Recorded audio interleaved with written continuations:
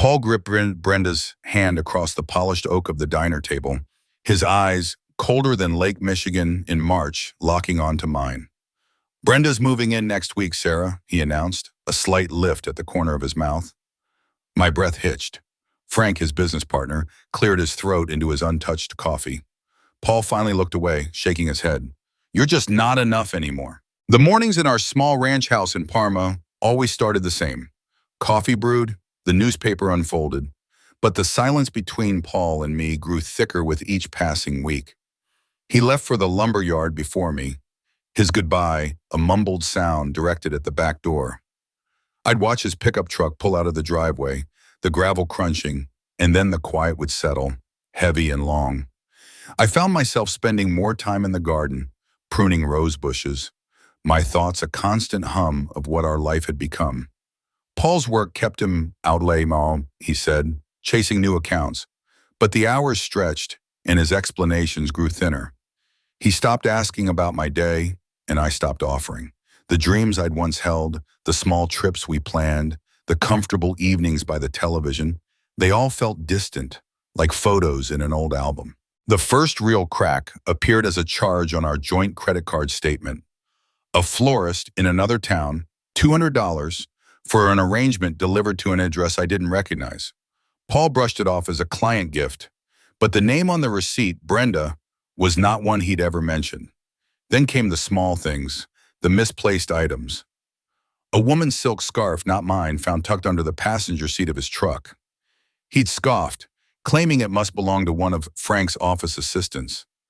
I started checking his phone while he slept. One Tuesday night, a text message glowed on the screen. A new number. "Can't wait for Friday, my love. B." The words hit me like a cold Ohio wind, stripping away all pretense. The proof, undeniable and stark, lay in my trembling hand. I confronted him the next morning, the text message screenshot on my own phone, my voice barely a whisper. Paul looked at the image, then back at me, his jaw tightening. "You went through my phone?" he accused, his voice rising, dodging the actual content. "It's work, Sarah. You're being ridiculous." He turned away, pulled on his jacket. He called me jealous, paranoid. He said I was imagining things. The denial was so quick, so forceful, it almost made me doubt myself for a split second. But the image of Brenda's scarf, the florist receipt, and the glowing screen flashed in my mind. My heart felt like a fragile glass breaking inside my chest, silent shards scattering. Later that week, I drove downtown to the lumberyard's main office. The building was a plain brick structure, just off Main Street, next to the old hardware store. I walked past the reception desk, my heels clicking on the linoleum. Paul's office door was ajar. He sat at his desk, head bent over ledgers, Frank across from him, sipping coffee, reviewing inventory sheets. The air felt thick, heavy with the smell of sawdust and stale coffee. Paul looked up, his eyes widening slightly, a flash of something unreadable. Frank offered a tight nod, then immediately looked back down at his papers. "Paul," I said, my voice steady, "we need to talk." He closed his ledger with a deliberate thump. "Can't this wait? We're busy, Sarah." I ignored his question. "Is Brenda moving in next week?" The words hung in the air. Paul pushed his chair back, a scrape against the floor. "What are you talking about?" Frank shifted, cleared his throat, staring hard at the calendar on the wall. "Don't play dumb, Paul. The texts, the scarf, the flowers, I know." His face hardened. "You don't know a thing, Sarah. You're losing it." His voice carried into the reception area. The intern looked up from her computer, then quickly down again. "Losing what, Paul? My husband?" My voice cracked, louder now. He stood towering over me. "This is not the place, Sarah. You're making a scene." He grabbed my arm, his grip too tight. "Get out. You're just embarrassing yourself with these accusations." His eyes, cold and dismissive, dared me to say more. The intern, the receptionist, 2 delivery drivers in the hallway, all were watching. I felt the heat of their stares, the weight of their unspoken judgment, pinning me against the wall. The world seemed to shrink to the size of that office, trapping me there, exposed and raw. The harsh morning sun glared off the wet chrome of Engine 7, the spray from the hose cool against my face. My movements were automatic, scrubbing away the grime from yesterday's call, but my mind was stuck replaying the night before. Dale Peterson's sneer, Beth's quiet admission, the way the ballroom lights had seemed to amplify my humiliation. It all felt sharp and raw, even now in the mundane quiet of the firehouse bay. "You look like hell, Dave." I turned, the hose still running, to see Mikey Olson standing there, a steaming styrofoam cup in each hand. His uniform was crisp, no longer smelling of smoke and sweat like mine, a sign of his new desk job.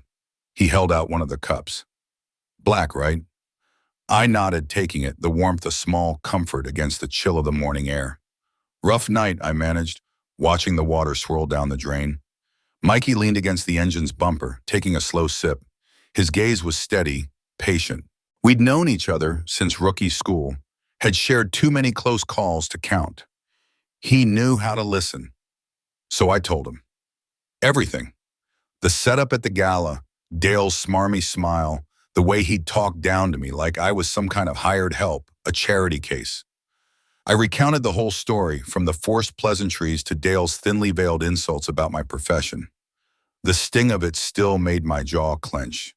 Then I got to Beth, her quiet pull on my arm, the way she'd whispered about Dale being ruthless and the firm being under pressure. How she'd implied Dale was capable of anything to get what he wanted, how he'd cut corners, how he'd stepped on people to climb. Her words, uttered in the dim light of the hallway, had felt like a secret confession, heavy with unspoken warnings. Mikey listened, nodding occasionally, his eyes fixed on some point beyond my shoulder. As I spoke of Dale's calculated cruelty, his face tightened, a familiar hardness settling in his jaw. He knew Dale Peterson by reputation, a prominent name in the downtown legal scene. He also knew my history with Beth, how complicated it had always been. When I finished, the only sound was the drip of water from the hose and the distant hum of traffic. Mikey straightened up, pushing off the bumper. "You know," he said slowly, his voice low, "I might be able to help." I looked at him, confused. He'd left the squad 6 months ago, gone to the Fire Prevention Bureau or so. "How?" "I'm in the inspection division now," he explained. "Mostly commercial properties, downtown buildings, conversions, renovations, old places getting a facelift. You wouldn't believe the shortcuts some of these developers try to pull, especially when big money's involved." He paused, his gaze meeting mine. "And some lawyers get real creative about cutting corners, about what constitutes up to code. Real creative." He let the words hang there, unsaid but clear. He wasn't just talking about any lawyers. He was talking about Dale Peterson's kind of lawyers. He reached into his breast pocket and pulled out a plain white business card. "Fire Prevention Bureau," it read in neat block letters. Then his name, Michael Olson, Inspector. He flipped it over. "My cell number's on the back. Call me," he said, handing it to me, "if you want to know more about building safety in the city." I took the card. The smooth, cool finish felt solid in my palm. A sliver of something, faint but persistent, stirred in the back of my mind. A possibility, sharp and unexpected, in the dim light of the firehouse bay. 2 weeks later, the business card still felt heavy in my pocket. The memory of Dale's words, his sneer at the gala, and Beth's quiet warning kept resurfacing. One Tuesday afternoon, after a long shift, I called Mikey. He'd given me directions to his office, a small, unremarkable room on the 3rd floor of the municipal building. The air inside was still and smelled of old paper and lukewarm coffee. Stacks of files covered every surface, teetering precariously. Mikey, in a short-sleeved button-up shirt, sat hunched over an old computer, his fingers moving slowly across the keyboard. "Took you long enough," he said, not looking up from the screen. A moment later, a thin manila folder appeared on his monitor. He pulled it up, then reached for a physical copy from a stack nearby. "You sure you want to go down this road, Dave?" he asked, sliding the folder across the scarred wooden desk. His eyes, usually light, were serious. "Dale Peterson isn't just some jerk with a fancy suit. He's got friends, powerful ones." I took the folder. The paper felt cool under my fingers. Inside, I found a stack of building inspection reports, safety violation notices, and conversion permits. The dates on the permits jumped out at me, all processed within weeks of each other for properties that typically took months, even years to clear. These were all rushed through, I noted, a knot tightening in my stomach. Mikey nodded, leaning back in his creaking chair. The fire commissioner got an anonymous tip about these properties a couple of months ago. Something about safety shortcuts during the conversion process. But he let the word hang. We've been sitting on it, waiting for the right moment, as they say. Why wait? I asked, looking up from the documents. The reasons felt obvious, but I wanted to hear him say them. Mikey sighed, running a hand over his thinning hair. Politics, Dave, always politics. Dale's firm, Peterson and Associates, they handle the mayor's campaign finances. His golf buddy is the police commissioner. Hell, even our own chief dines with him at that fancy club downtown once a month. Nobody wants to rock the boat when it comes to Dale, not without something undeniable. He tapped a finger on the desk. Something that can't be explained away. I turned my attention back to the reports, focusing on the addresses. 3 warehouse properties in the industrial district, a part of town that had seen a recent boom in tech startups and co-working spaces. All recently converted from storage to office space. I started reading the details. Blocked-in fire exits in the converted loading docks, non-existent sprinkler systems in newly built common areas, unpermitted electrical work strung through exposed ceilings. My gut clenched. It's a damn tinderbox, I muttered, the words tasting like ash in my mouth. These weren't just minor infractions. These were blatant disregard for human life. Any one of these violations could turn a small fire into a catastrophe, trapping people, costing lives. Can I make copies of these? I asked, looking up at him. The official answer was obvious, but I had to try. Mikey shook his head slowly, officially. Can't do that, Dave, not without a formal request, a subpoena, maybe even a court order.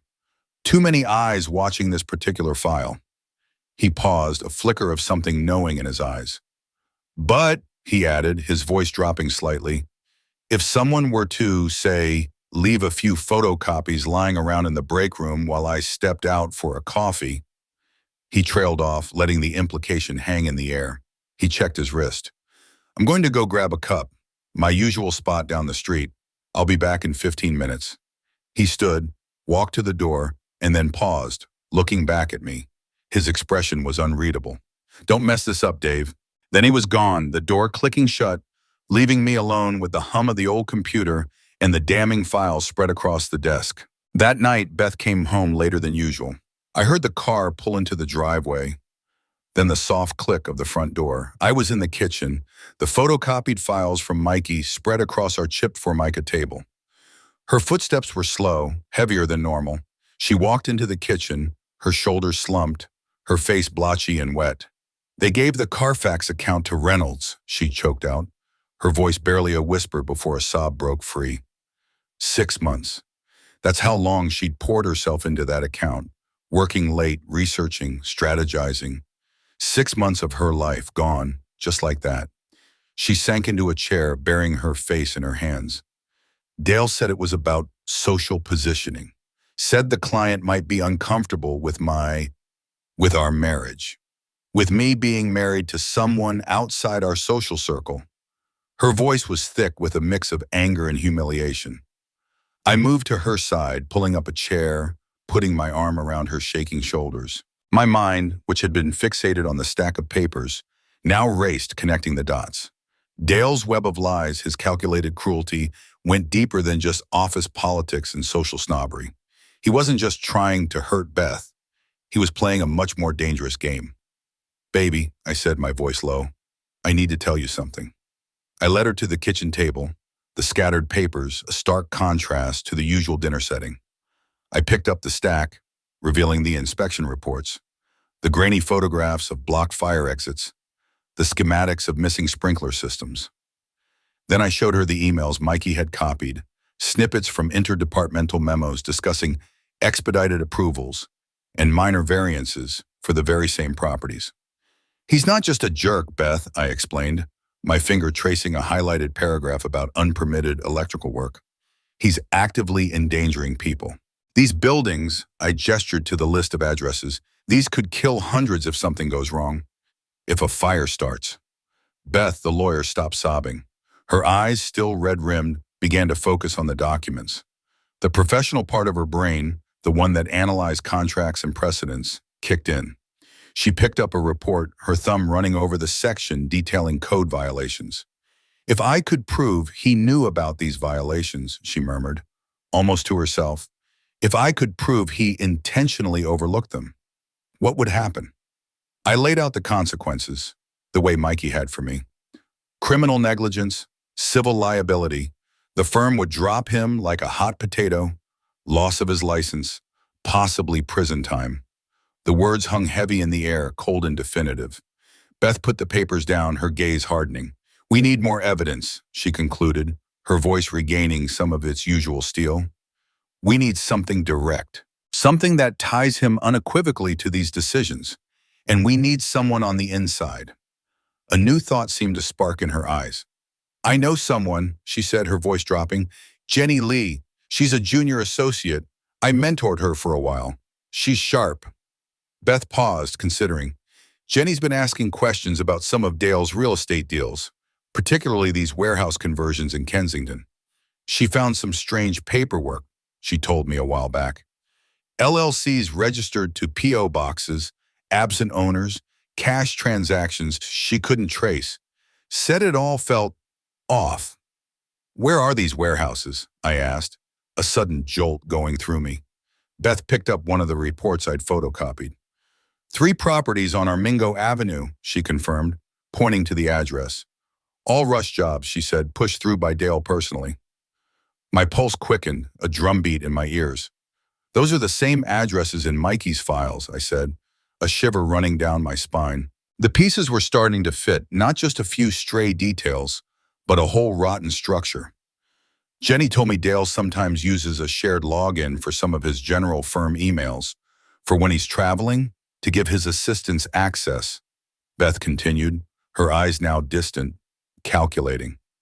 She might have access to his main account, or at least enough to find something, but we'd have to be careful, very careful. Dale doesn't forgive. The next day, rain lashed down, blurring the windshield as I navigated my old pickup through Fishtown, heading for a coffee shop.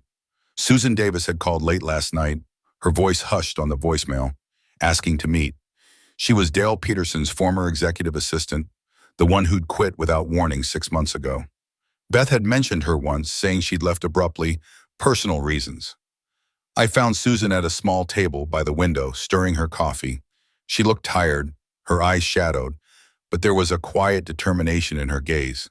Thanks for meeting me, I said, sliding into the booth opposite her. She gave a tight, humorless smile. I heard you had some trouble with him, she said, her voice low. At the gala, it's firm legend now. I nodded, the memory still fresh and unpleasant. Why do you want to help? I asked, cutting straight to it. Susan took a slow sip of her coffee, her gaze fixed on the rainy street outside. Dale Peterson is dangerous, she stated, her voice flat. He's been pushing women in that firm for years, making them uncomfortable. I wasn't the first, and I guarantee I wasn't the last. What happened to you? I asked, the words feeling heavy in the quiet of the shop. She looked away, picking at a loose thread on her sweater. One night, she began, her voice barely audible over the drumming rain. I was working late, just him and me. He started with comments about my perfume, then his hands were on my shoulders, telling me I looked tense, said he could help me relax. Her hands clenched around the cup. When I pulled away, he pushed me against a filing cabinet, told me I was imagining things, said if I ever spoke a word, my career would be over. She shuddered, a small involuntary movement. Jesus, I whispered, the word escaping me. The image of Dale, so polished and urbane, doing something so crude and cruel, turned my stomach. I reported it to HR, she continued, her voice gaining a bitter edge. They called it a personality conflict, offered me a severance package and an NDA, said it was for mutual protection. She looked at me then, her eyes pleading for understanding. I took it. I had student loans. My mom was sick. I needed the money. Why come to me now? I asked again. Because you're the first person who stood up to him, Susan stated, her gaze firm. Not just for yourself, but for someone else. And because I still have copies of everything. She reached into her purse and slid a small silver USB drive across the table. It came to rest between our coffee cups, small and innocuous, but pulsing with secrets. Emails between Dale and those fake warehouse owners. Instructions he gave for bribing a building inspector named Carl Swanson, the one with the gambling problem. And her voice dropped even lower. Recordings of some of his late-night meetings with junior associates. Phone calls where he pressured them to ignore red flags. I stared at the drive, then back at her. Why didn't you go to the police with this? NDA severance package, Susan explained. The words clipped. He bought my silence, but he didn't say anything about helping someone else find the truth. He didn't say anything about helping you expose him. The rain continued to fall outside, washing over the city as life's costly choices unfolded. Stick around to the end to see how they unfold. 3 days later, the rain was still falling, a persistent cold drizzle that coated everything in a slick sheen. I sat alone in my old Ford pickup, parked illegally across the street from one of Dale Peterson's properties on Armingo Avenue. It was the largest of the 3 warehouses Mikey had red flagged, now a sleek 4-story office building. Fresh gray paint, modern windows, a new sign that read Kensington Collective. It looked clean, professional, safe, but I knew better. My gaze moved slowly over the facade, ticking off the violations I knew were hidden beneath the surface. Behind that clean brickwork, the loading dock doors were now offices, the fire exits almost certainly blocked. The state-of-the-art sprinkler system, touted in the conversion permits, was likely never fully installed, or worse, rigged to appear functional. The new electrical lines, powering dozens of tech startups, were probably a tangle of unpermitted work, a spark waiting to happen. A tinderbox wearing makeup, I thought, a bitter taste in my mouth. I replayed the last few days in my head, Susan's confession, raw and painful, painting a picture of Dale's calculated cruelty. Beth's distress, the way her voice had broken when she told me about losing the account, and her quiet, steely resolve when she saw the evidence. Mikey's calm determination, his willingness to risk his own neck to help me. Jenny's brave questioning, her gut feeling that something was wrong with Dale's deals. All of it converged, painting a comprehensive and ugly portrait of Dale Peterson. The layers of his deception, his corporate corruption, his personal malice, it was all fully exposed now. From cutting corners on safety to preying on the vulnerable, the man was rotten to the core. I clenched my jaw, the weight of the evidence, the USB drive Susan had given me, the copies of Mikey's files now stored in a waterproof bag under my seat.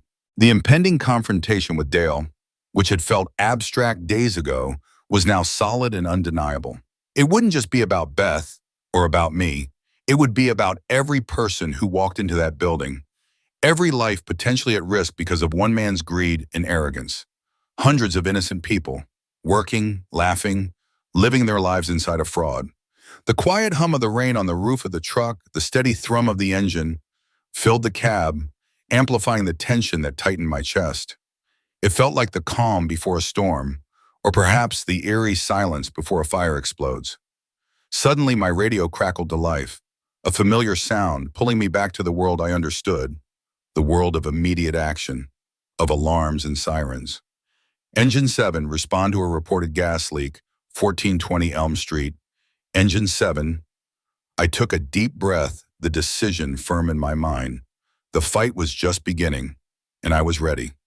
I was going to ignite the truth.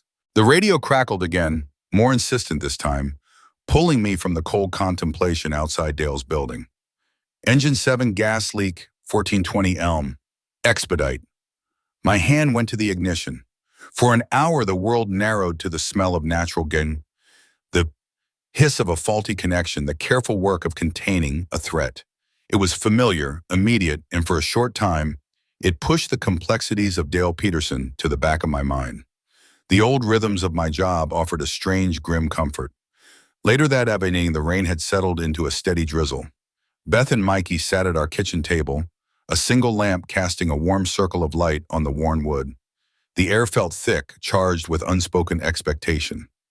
I pushed Susan's small silver USB drive across the table, watching it spin slightly before stopping. "This is from Susan Davis," I started, looking first at Beth, then at Mikey, Dale's former executive assistant. "She gave me everything."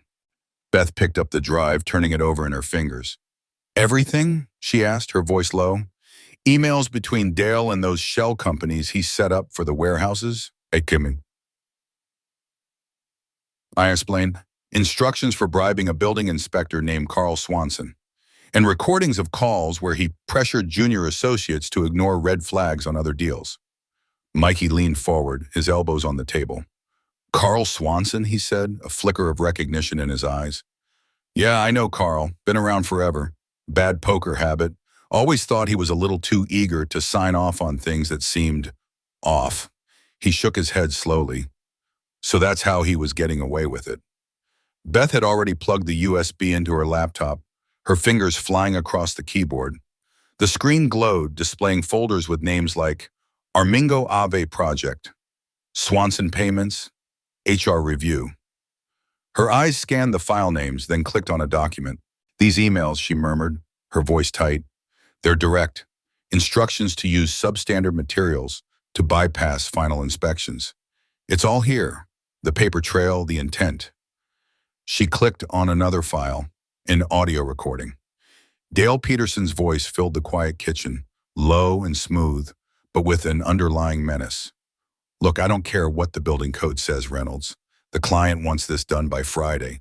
Find a way to make it work, or find another firm to work for." The call ended abruptly. Beth paused the recording. The silence that followed was heavy, punctuated only by the soft drip of rain against the window. "This isn't just negligence, Dave," Beth said, her gaze firm, meeting mine.